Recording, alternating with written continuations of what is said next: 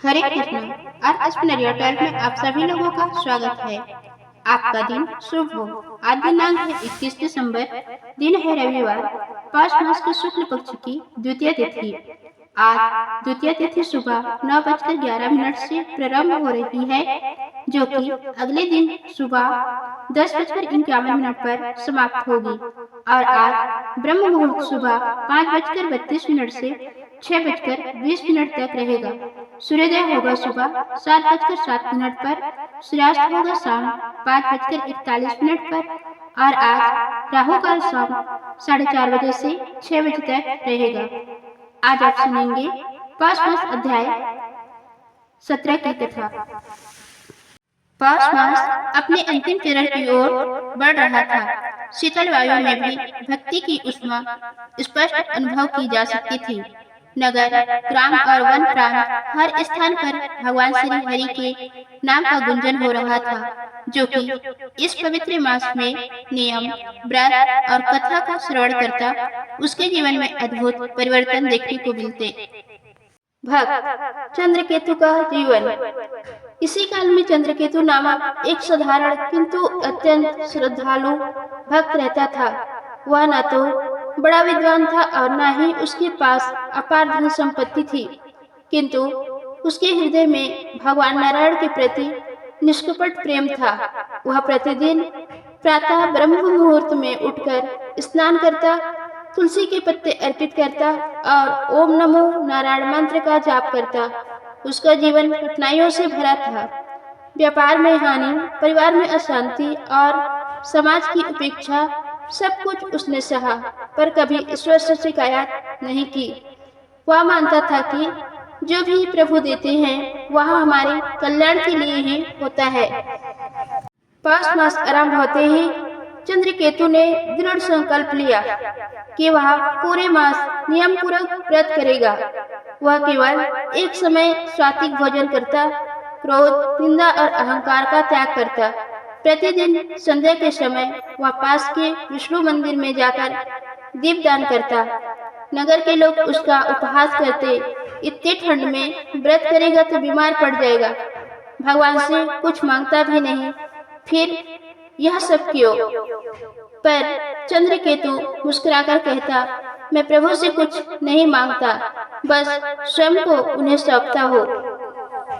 5 मास के 17वें दिन चंद्रकेतु के जीवन में एक बड़ी परीक्षा आई। उसी दिन उसके घर में अन्न शेष था। पत्नी और बच्चे भूख से व्याकुल थे। पत्नी ने कहा, आज व्रत तोड़ दीजिए, बच्चों की भूख पहले है। चंद्रकेतु का हृदय द्रवित हो उठा। वह दुविधा में पड़ गया। एक ओर परिवार का कर्तव्य, दूसरी ओर भगवान को दिया संकल्प। तभी द्वार पर एक वृद्ध ब्राह्मण आए।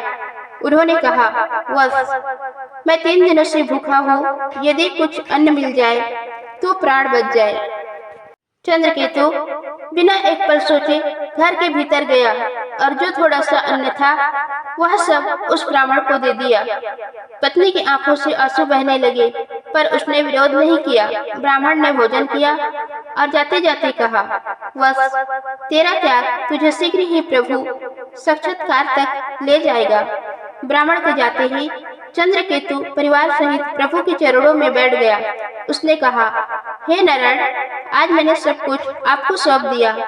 अब जो भी होगा आपकी इच्छा से होगा। रात्रि होते ही आकाश में अद्भुत प्रकाश फैल गया। घर के आंगन में साक्षात भगवान विष्णु लक्ष्मी जी सहित प्रकट हुए। उनका तेज देखकर पूरा परिवार नमस्तक हो गया। भगवान बोले, चंद्रकेतु, तूने 5 मास में जो पूर्ण समर्पण दिखाया है उससे हम अत्यंत प्रसन्न हैं। जो व्यक्ति इस मास में भूखे को भोजन कराता है वह हमें स्वयं भोजन कराता है। लक्ष्मी जी ने कहा, जहाँ त्याग, प्रेम और विश्वास होता है वहाँ दरिद्रता टिक नहीं सकती। क्षण मात्र में चंद्रकेतु का घर धन धान्य से भर गया, पर उससे भी बड़ा वरदान यह था कि उसके हृदय से भय और दुख सदा के लिए समाप्त हो गया। भगवान ने चंद्रकेतु से वर मांगने को कहा। उसने हाथ जोड़कर कहा, प्रभु, मुझे न धन चाहिए न यश, बस इतना वर दीजिए कि मेरा मन कभी आपके चरणों से ना हटे। भगवान मुस्कुराए। बस यही सबसे बड़ा वर है। जो यह कथा श्रद्धा से सुनेगा उसके जीवन में भी यही भाव जागृत होगा। इतना कहकर भगवान अंतर्ध्यान हो गए।